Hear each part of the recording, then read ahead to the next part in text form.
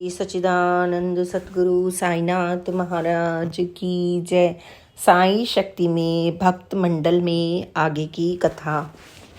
नाना ने बाबा की संत कीर्ति के प्रचार प्रसार में अप्रतिम योगदान दिया। उनकी प्रेरणा से अलग अलग क्षेत्रों विशेषतः मुंबई व ठाणे से सैकड़ों लोग शिरडी आए और बाबा के दर्शन एवं सानिध्य से लाभान्वित हुए। नाना ने अपनी देख रेख में मस्जिद के जीर्णोद्धार का कार्य भी करवाया और उसे एक सुविधाजनक स्थान के रूप में विकसित करने में अपना योगदान दिया। नाना उन व्यक्तियों में थे जिन्होंने बाबा की निकटता का भरपूर लाभ उठाया। उन्हें कई घंटों तक बाबा के सानिध्य में रहने का अवसर मिलता था, जिसका उपयोग वे आत्मोन्नति के लिए करते थे। नाना ने बाबा की सन्निधि में रहते हुए ही बोधामृत पाया। कामना, वासना, मोह, माया और अहंकार आदि विकारों से मुक्ति पाई और त्याग, संयम और सेवा पर आधारित परमार्थ पथ को अंगीकार किया। नाना को पहले लगता था कि बाबा संस्कृत भाषा से अनभिज्ञ हैं, लेकिन जब उन्होंने बाबा के मुख से गीता के श्लोकों की विस्तृत व्याख्या विवेचना सुनी तो वे बाबा के शास्त्र और गीता ज्ञान की गहराई से चकित रह गए। नाना इतने जिज्ञासु थे कि वे बाबा के प्रत्येक बोल व्यवहार को याद कर उसके अर्थ अभिप्रेत को खोजते रहते थे और बाबा की संतवाणी को समझने का निरंतर प्रयत्न करते रहते थे। बाबा प्राय नाना से दक्षिणा के रूप में अच्छी खासी धनराशि मांग लिया करते थे और नाना भी उन्हें प्रसन्नता पूर्वक वह राशि भेंट कर देते थे। नाना जब शिरडी आते तो अपने साथ बड़ी धनराशि लेकर आते थे और दक्षिणा के रूप में बाबा को अर्पित कर देते थे। बाबा ने नाना को अपनी भक्त संतान के रूप में स्वीकार कर उनके जीवन की राह और दिशा ही बदल दी थी। बाबा ने वेदना विपत्ति के समय न केवल नाना को सहायता प्रदान की बल्कि उनके परिवार को भी संकटों से बचाया। बाबा की भक्ति में आकंठ डूबने पर ही नाना को यह बोध हुआ कि उन पर बाबा की दृष्टि प्रतिक्षण रहती है। उम्र बढ़ने के साथ साथ जब नाना का स्वास्थ्य कमजोर पड़ने लगा तो वे परिवार सहित ज़्यादातर शिरडी में ही आकर रहने लगे। ऐसी मान्यता है कि हरि भक्तों की मृत्यु यदि एकादशी के दिन हो तो वह उन्हें मुक्ति लाभ प्रदान करती है।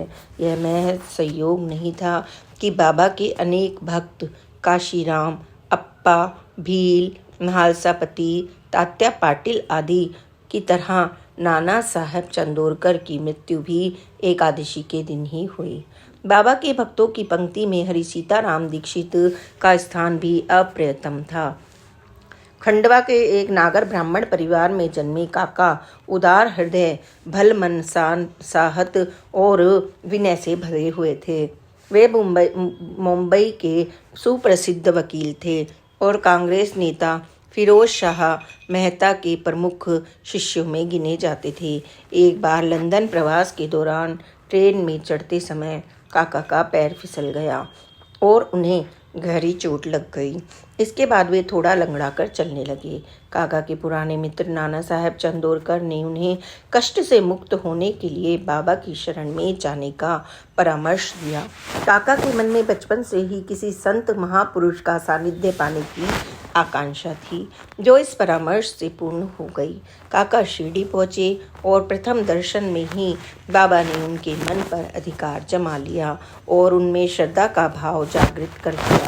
कालांतर में बाबा और काका का संबंध अत्यंत प्रगाढ़ हुआ और काका बाबा के सानिध्य में एक साधक का जीवन जीने लगे।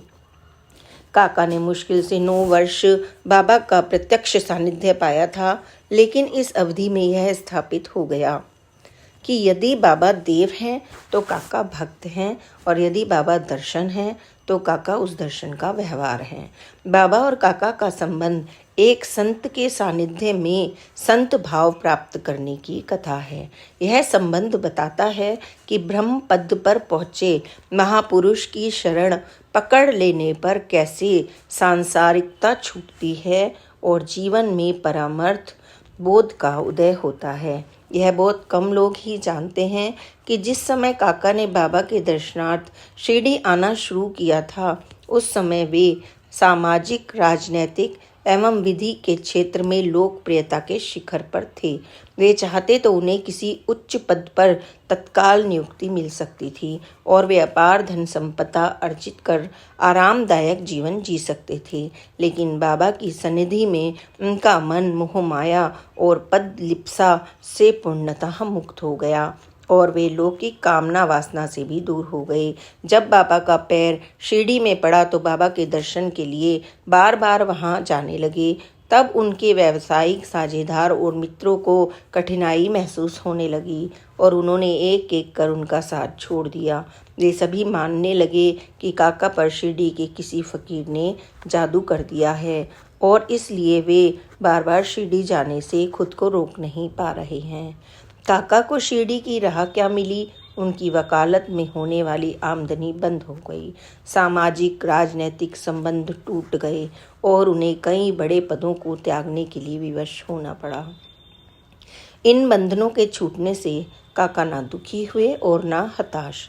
ना उनके मन में किसी प्रकार की चिंता, भय या आशंका ने जन्म लिया। उनकी सारी जिम्मेदारियों का भार बाबा ने अपने कंधों पर उठाया और अंत में श्रेष्ठ गति दी।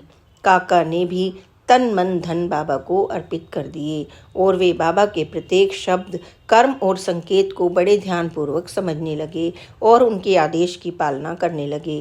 काका ने स्वयं को पूर्णतः बाबा पर निर्भर बना लिया और उनकी आज्ञा से एकांत सेवन करते हुए वानप्रस्थी जीवन जीने लगे। एक बार बाबा ने काका की मेहनत की कमाई एक झटके में गरीबों में बांट दी, लेकिन काका पल भर के लिए भी विचलित नहीं हुए और न किसी हानि लाभ के गणित में उलझे।